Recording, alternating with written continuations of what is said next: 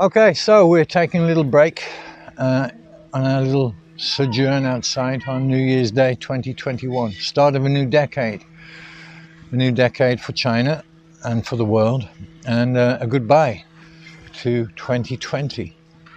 Was 2020 a bad year? It was a tough year. It was a very different year. It's a year we won't forget in a hurry.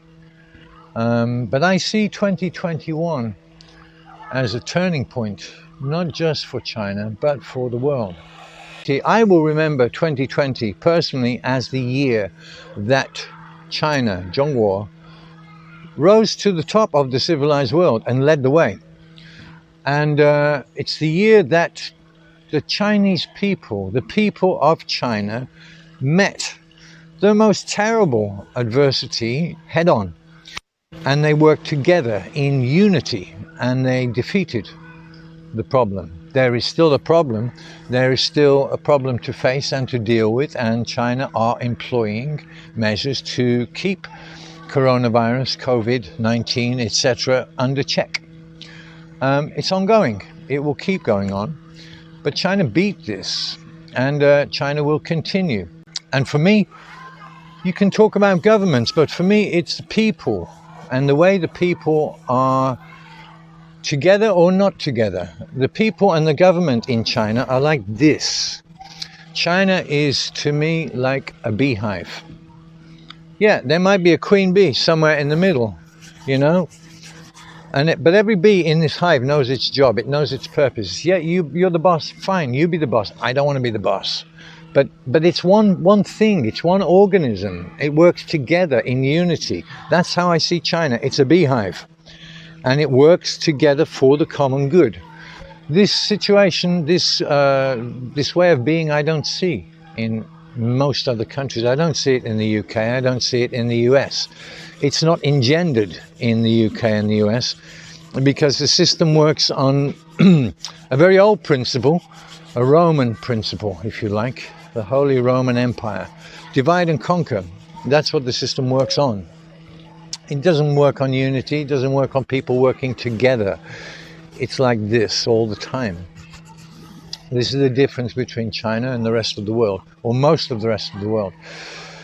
I can tell you, China is, without question, the most civilized country, the most decent and reasonable country I have ever lived in. And 2020 was the year that it proved, not just to me, but to the rest of the world, how civilized and decent and respectful and honest and hardworking a country it is. It's unified. Okay. China, look at the situation. Look at the situation between China and the UK, China and the US. And I hate to say it, and I'm sad to say it, but the US and the UK are in a mess. And they're in a mess not because of the people, they're in a mess because of the way the government operates and who operates the government.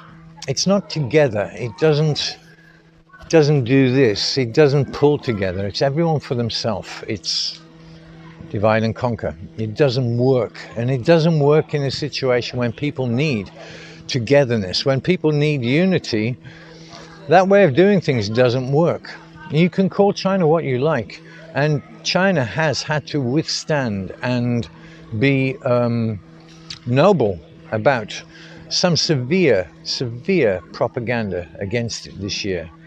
But let's look at the reality. The reality is this. China's okay. China's peaceful. China's not aggressive. China's working together to defeat common problems, common enemies, common difficulties. It works together as a people, as a nation, the nation and the government. Right, you'll have to excuse me while I'm rolling a cigarette on this one. But one of the stark differences in the way China, the Chinese people, dealt with this is that very fact. The Chinese are very pragmatic, very practical, and very matter of fact about things. Something had to be dealt with, and the Chinese people dealt with it. There wasn't this thing where you have in other countries, they're questioning why they have to do this. Is this an assault on my civil liberties? Is this against my human rights. It's like, right, no, there's a problem. We have to deal with it. And the Chinese people as a whole, working with the government, dealt with it. Something had to be done, and they did it.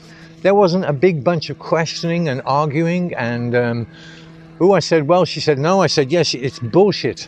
China dealt with this because it needed to be dealt with. And that's why we have this situation now where China's sorted. You know, China's okay. China's pretty safe. In fact, China's the safest country in the world to be. I am really glad I'm here. And I would rather be here than anywhere else. Keep going. When the coronavirus struck, about this time last year, in fact, it was December 30, when China informed the World Health Organization and raised alarms about a new virus, of which nobody had any clue what it was and how to deal with it. And what happened was a couple of things. The government swung into action and they put the people first. The health of people came absolutely number one. It was nothing about money, it was nothing about finances, it was nothing about politics. It was, let's look after the people. The people's health is the prime concern. The second thing that happened was this. The Chinese people, the people of China, understood that there was a big problem and they had to work together to help to deal with this.